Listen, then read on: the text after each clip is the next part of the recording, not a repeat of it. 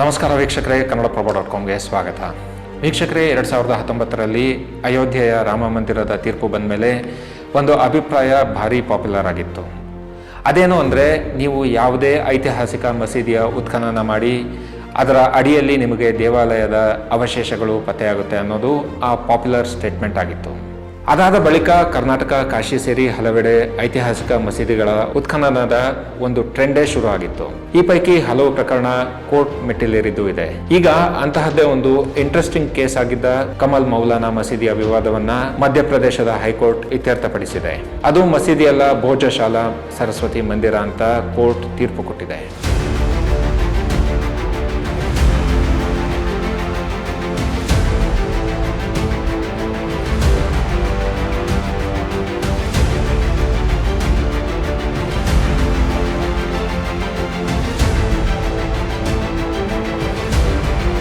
ಅಲ್ಲಿ ಇಲ್ಲಿಯವರೆಗೂ ಹಿಂದೂಗಳಿಗೆ ಮಂಗಳವಾರ ಪೂಜೆ ಮಾಡೋದಕ್ಕೆ ಅವಕಾಶ ಕೊಡ್ತಿದ್ರು, ಮುಸ್ಲಿಮರು ಶುಕ್ರವಾರ ನಮಾಜ್ ಮಾಡ್ತಿದ್ರು. ಅದೊಂದು ಧಾರ್ಮಿಕ ಕೇಂದ್ರ ಅನ್ನಿಸಿಕೊಳ್ಳೋದಕ್ಕಿಂತ ಸ್ನೇಹಿತರೆ, ಸರ್ವಧರ್ಮ ಪ್ರಾರ್ಥನಾ ಕೇಂದ್ರವಾಗಿ ಅದು ಬದಲಾಗಿ ಹೋಗಿತ್ತು. ಈಗ ಕೋರ್ಟ್ ತೀರ್ಪು ಬಂದ ಮೇಲೆ ದೇವಾಲಯದ ಸಂಕೀರ್ಣದಲ್ಲಿ ಪೂರ್ಣ ಪ್ರಮಾಣದಲ್ಲಿ ಹಿಂದೂಗಳು ಶ್ರದ್ಧಾ ಭಕ್ತಿಗಳಿಂದ ಹೋಮ ಹವನ ಮಾಡಿ ಪೂಜೆ ಮಾಡ್ತಿದ್ದಾರೆ. ಈ ದೇವಾಲಯ ಮುಂದಿನ ದಿನಗಳಲ್ಲಿ ಭಾರತೀಯ ಪುರಾತತ್ವ ಇಲಾಖೆಯ ನಿರ್ವಹಣೆಗೆ ಸೇರಲಿದೆ. ಸ್ನೇಹಿತರೆ, ಅಯೋಧ್ಯ, ಕಾಶಿ, ಮಥುರಾ ಹೀಗೆ ನಮ್ಮ ದೇಶದ ಇನ್ನೂ ಹಲವು ಪುಣ್ಯಕ್ಷೇತ್ರಗಳು, ಶ್ರದ್ಧಾ ಕೇಂದ್ರಗಳು ಆಕ್ರಮಣಕಾರರ ದಾಳಿಗೆ ತುತ್ತಾಗಿ ಮಸೀದಿಗಳಾಗಿ ಮಾರ್ಪಾಡಾಗಿರೋ ಮಂದಿರಗಳಿಗೆ ಲೆಕ್ಕನೇ ಇಲ್ಲ. ಇವತ್ತು ನೀವು ಯಾವುದೇ ಐತಿಹಾಸಿಕ ಪ್ರದೇಶದಲ್ಲಿರೋ ಮಸೀದಿಗಳಿಗೆ ಹೋದರೂ ಅಲ್ಲಿನ ಅಡಿಪಾಯದಲ್ಲಿ ಶಿವಲಿಂಗವೋ ವಿಷ್ಣು ಮೂರ್ತಿಯೋ ದೇವಾಲಯದ ಅವಶೇಷಗಳು ಖಂಡಿತ ಸಿಕ್ಕೇ ಸಿಗುತ್ತೆ. ಆ ಮಸೀದಿಗಳ ಕಂಬಗಳಲ್ಲಿ ಹಿಂದೂ ದೇವತೆಗಳ ಕೆತ್ತನೆಗಳು ಕಾಣುತ್ತೆ. ಅವುಗಳನ್ನು ಧ್ವಂಸಗೊಳಿಸಿದ ಭಗ್ನಾವಶೇಷಗಳು ನೋಡೋಕ್ಕೆ ಸಿಗುತ್ತೆ. ಅಂತಹ ಮಸೀದಿಗಳಲ್ಲಿ ಕೆಲವು ಐತಿಹಾಸಿಕ ಮಂದಿರಕ್ಕೆ ಸಂಬಂಧಿಸಿದ ಕೇಸ್ಗಳು ನ್ಯಾಯಾಲಯದ ಮೆಟ್ಟಿಲೇರಿದ್ದಿದೆ. ಅಲ್ಲಿ ಕಾನೂನು ಸಮರ ಇನ್ನೂ ನಡೀತಿದೆ. ಸ್ನೇಹಿತರೆ, ಇಸ್ಲಾಂ, ಕ್ರಿಶ್ಚಿಯಾನಿಟಿ ಇನ್ನಿತರ ಸೆಮೆಟಿಕ್ ಮತಗಳು ನಮ್ಮ ಸಂಸ್ಕೃತಿಯ ಆಫ್ಶೂಟ್ ಮತಗಳಲ್ಲ. ಅಂದರೆ ಹಿಂದೂ ಧರ್ಮದಿಂದ ಬೌದ್ಧ, ಜೈನ ಮತಗಳು ಹುಟ್ಕೊಂಡಂತೆ ಈ ನೆಲದಲ್ಲೇ ಹುಟ್ಟಿಕೊಂಡ ಮತಗಳಲ್ಲ ಅವು. ಅದು ಬೇರೆ ಭಾಗಗಳಿಂದ ಇಲ್ಲಿಗೆ ಬಂದು ಇಲ್ಲಿನ ಜನ ಮತಾಂತರ ಆದಮೇಲೆ ಪ್ರವರ್ಧಮಾನಕ್ಕೆ ಬಂದಿರುವುದಾಗಿದೆ. ಈ ಮತಗಳು ನಮ್ಮ ದೇಶಕ್ಕೆ ಬರೋ ಮೊದಲೇ ಇಲ್ಲೊಂದು ಆರಾಧನಾ ಪದ್ಧತಿ ಅಂತ ಇತ್ತು, ಅದೇ ನಮ್ಮ ದೇವಾಲಯಗಳು. ನಮ್ಮ ದೇಶದಲ್ಲಿ ಇದ್ದಿದ್ದೇ ದೇವಾಲಯಗಳು ಅಂದಮೇಲೆ ಐತಿಹಾಸಿಕ ಮಸೀದಿಗಳ ಅಡಿಪಾಯದಲ್ಲೂ ದೇವಾಲಯಗಳ ಭಗ್ನಾವಶೇಷಗಳೇ ಇರೋದು ಸಹಜ ಅಲ್ವಾ? ಹಾಗಂತ ಎಲ್ಲ ಕಡೆಗಳಲ್ಲೂ ಹೋರಾಟ ನಡಿಬೇಕಾಗುತ್ತಾ? ಇದೆಲ್ಲ ಗೊಂದಲಗಳು ಬೇಡ ಅಂತಾನೆ ಈ ಹಿಂದಿನ PV ನರಸಿಂಹರಾವ್ ನೇತೃತ್ವದ ಕಾಂಗ್ರೆಸ್ ಸರ್ಕಾರ ಪ್ಲೇಸಸ್ ಆಫ್ ವರ್ಷಿಪ್ ಆ್ಯಕ್ಟ್ ಅನ್ನೋದನ್ನು ಜಾರಿಗೆ ತಂದು ಸ್ವಾತಂತ್ರ್ಯ ನಂತರ ಯಾವ ಶ್ರದ್ಧಾ ಕೇಂದ್ರ ಏನಾಗಿರುತ್ತೋ ಇನ್ನು ಮುಂದೆ ಕೂಡ ಹಾಗೆ ಮುಂದುವರಿಯುತ್ತೆ ಅನ್ನೋ ತರಹದ ಕಾನೂನಿನ ಮೂಲಕ ವೋಟ್ ಬ್ಯಾಂಕನ್ನು ಭದ್ರಪಡಿಸಿಕೊಳ್ಳೋ ಪ್ರಯತ್ನ ಮಾಡಿತ್ತು. ಆದರೆ ರಾಮ ಮಂದಿರ, ಕಾಶಿ, ಮಥುರಾ ಸೇರಿ 1947ಕ್ಕೂ ಮೊದಲು ಯಾವೆಲ್ಲ ಪ್ರದೇಶಗಳು ವಿವಾದವಾಗಿ ನ್ಯಾಯಾಲಯದಲ್ಲಿತ್ತೋ ಅವೆಲ್ಲವನ್ನು ಕಾಯ್ದೆಯಿಂದ ಹೊರಗಿಡಲಾಗಿತ್ತು.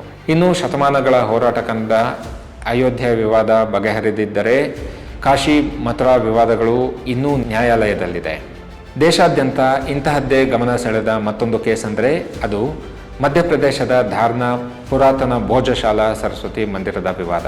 ಸ್ನೇಹಿತರೆ, ನಮ್ಮ ದೇಶದ ಸಾಂಸ್ಕೃತಿಕ ಧಾರ್ಮಿಕ ಕೇಂದ್ರಗಳ ಇತಿಹಾಸ, ಪ್ರಾಮುಖ್ಯತೆಯನ್ನು ನಾವೇ ಕೆಲವೊಮ್ಮೆ ಮರೆತು ಬಿಟ್ಟಿರ್ತೀವಿ. ಇಂತಹದ್ದೇ ಒಂದು ಶ್ರದ್ಧಾ ಕೇಂದ್ರ ಭೋಜಶಾಲಾ ಸರಸ್ವತಿ ಮಂದಿರ. ಅತ್ಯಂತ ಬೇಸರದ ಸಂಗತಿ ಅಂದರೆ ಇದು ಹೇಗೆ ನಿರ್ಮಾಣ ಆಯಿತು, ಯಾರು ನಿರ್ಮಾಣ ಮಾಡಿದ್ರು ಅನ್ನೋದು ಕೆಲವು ಜನಕ್ಕೆ ಗೊತ್ತಿದೆ. ಇದೇ ಪರಿಸ್ಥಿತಿ ಮುಂದುವರೆದ್ರೆ ಇಂಥದ್ದೊಂದು ದೇವಸ್ಥಾನ ಇತ್ತು, ಅದನ್ನು ಯಾರೋ ಧ್ವಂಸ ಮಾಡಿದ್ರು ಅನ್ನೋದನ್ನ ಮರೆತು ಬಿಡೋಕೆ ನಮಗೆ ಹೆಚ್ಚಿನ ಸಮಯ ಬೇಕಾಗಲ್ಲ. ಇಷ್ಟು ದಿನ ವಿವಾದ ಅನ್ನಿಸಿಕೊಳ್ತಿದ್ದ ಭೋಜಶಾಲಾ ಸರಸ್ವತಿ ಮಂದಿರನ ವಾಗ್ದೇವಿ ಮಂದಿರ ಅಂತಲೂ ಕರೀತಾರೆ. ಸ್ನೇಹಿತರೆ, ಸರಸ್ವತಿ ಮಂದಿರ, ವಾಗ್ದೇವಿ ಮಂದಿರ ಅನ್ನೋದೆಲ್ಲ ಸರಿ, ಆದರೆ ಈ ದೇವಾಲಯಕ್ಕೆ ಭೋಜಶಾಲಾ ಅನ್ನೋ ಹೆಸರು ಎಲ್ಲಿಂದ ಬಂತು ಅನ್ನೋ ಪ್ರಶ್ನೆ ನಿಮಗೆ ಬಂದೇ ಬರುತ್ತೆ. ನೀವೆಲ್ಲ ನಾಳಂದ, ತಕ್ಷಶಿಲಾ ಅಂತೆಲ್ಲ ಪ್ರಸಿದ್ಧ ವಿಶ್ವವಿದ್ಯಾಲಯಗಳನ್ನು ಕೇಳೇ ಇರ್ತೀರಿ. ಆಗೆಲ್ಲ ರಾಜ ಮಹಾರಾಜರು ಅಧ್ಯಯನ ಕೇಂದ್ರಗಳನ್ನು ಸ್ಥಾಪನೆ ಮಾಡ್ತಿದ್ರು.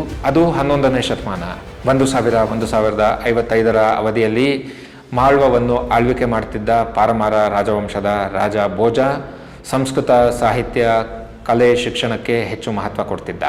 ಆತ ಇಂದು ಧಾರ್ ಎನ್ನಿಸಿಕೊಳ್ತಿರೋ ಅಂದಿನ ಧಾರಾನಗರದಲ್ಲಿ ಸ್ಥಾಪನೆ ಮಾಡಿದ್ದ ಅಧ್ಯಯನ ಕೇಂದ್ರಕ್ಕೆ ಭೋಜಶಾಲಾ ಎಂಬ ಹೆಸರು ಬಂದಿದೆ. ಸ್ನೇಹಿತರೆ, ಅಲ್ಲಿ ಸಂಸ್ಕೃತ ಸಾಹಿತ್ಯ, ಕಲೆ, ತತ್ವಶಾಸ್ತ್ರ, ಯೋಗ, ಆಯುರ್ವೇದ, ಖಗೋಳಶಾಸ್ತ್ರ, ವ್ಯಾಕರಣ ಮುಂತಾದ ಶಿಕ್ಷಣ ಕೊಡ್ತಿದ್ರು. ಅಲ್ಲಿ 1400ಕ್ಕೂ ಹೆಚ್ಚಿನ ವಿದ್ವಾಂಸರು ವಿದ್ಯಾರ್ಥಿಗಳು ಆಶ್ರಯ ಪಡೆದಿದ್ರು. ಆ ಭೋಜಶಾಲಾದ ಆವರಣ ಅಥವಾ ಸಂಕೀರ್ಣದಲ್ಲಿ ವಿದ್ಯೆಯ ಅಧಿದೇವತೆ ಅಂತ ನಾವು ಪೂಜೆ ಮಾಡೋ ಸರಸ್ವತಿ ಅಥವಾ ವಾಗ್ದೇವಿ ಮಂದಿರನೂ ಇತ್ತು. ಖಗೋಳ, ಸಂಸ್ಕೃತ, ಸಾಹಿತ್ಯ, ವಿಜ್ಞಾನ ಕಲಿಯೋಕೆ ಇಲ್ಲಿಗೆ ದೇಶಗಳಿಂದ ವಿದ್ಯಾರ್ಥಿಗಳು ಬರ್ತಿದ್ರು. ಹಿಂದೆಲ್ಲ ಶೈಕ್ಷಣಿಕ ಕೇಂದ್ರಗಳು ಒಂದು ಕೊಠಡಿಗೆ ಸೀಮಿತವಾಗಿರ್ತಿರ್ಲಿಲ್ಲ. ಹಿಂದಿನ ಗುರುಕುಲದ ಯಾವುದಾದ್ರೂ ಒಂದು ಫೋಟೋ ನೋಡಿದ್ರೆ ಅಲ್ಲಿ ನಿಮಗೆ ಮರದ ಕೆಳಗೆ ಅಥವಾ ಇನ್ಯಾವುದೋ ಓಪನ್ ಸ್ಪೇಸ್ನಲ್ಲಿ ಶಿಕ್ಷಕರು ಅಥವಾ ಋಷಿಗಳು ತಮ್ಮ ವಿದ್ಯಾರ್ಥಿಗಳಿಗೆ ಪಾಠ ಮಾಡ್ತಿರೋದು ಕಾಣುತ್ತೆ. ಭೋಜಶಾಲೆಯಲ್ಲಿಯೂ ಇಂತಹದ್ದೇ ವಾತಾವರಣ ಇತ್ತು ಅನ್ನೋದಕ್ಕೆ ಇಂದಿಗೂ ಹಲವು ಪುರಾವೆಗಳಿವೆ ಸ್ನೇಹಿತರೆ. ವಿದ್ಯಾರ್ಥಿಗಳು ಕುಳಿತು ಅಭ್ಯಾಸ ಮಾಡೋದಕ್ಕೆ ಅಂತಲೇ ಇದ್ದ ದೊಡ್ಡ ತೆರೆದ ಅಂಗಳ, ಮುಂಭಾಗದಲ್ಲಿ ಇದ್ದ ಮುಖಮಂಟಪ, ಬದಿಗಳಲ್ಲಿದ್ದ ಸ್ತಂಭಗಳು ಮತ್ತು ಪಶ್ಚಿಮದ ಭಾಗದಲ್ಲಿದ್ದ ದೊಡ್ಡ ಪ್ರಾರ್ಥನಾ ಮಂದಿರ, ಇದು ನಿಸ್ಸಂದೇಹವಾಗಿ ಹಿಂದೂ ಧಾರ್ಮಿಕ ಕೇಂದ್ರ ಅಂತಲೇ ಸಾರಿ ಹೇಳ್ತಿವೆ. ಹೀಗಿದ್ದ ಶಾಲೆ ಮತ್ತು ಅದರಲ್ಲಿದ್ದ ಮಂದಿರದ ಜಾಗದಲ್ಲಿ ಮಸೀದಿ ಹೇಗೆ ಬಂತು ಗೊತ್ತಾ?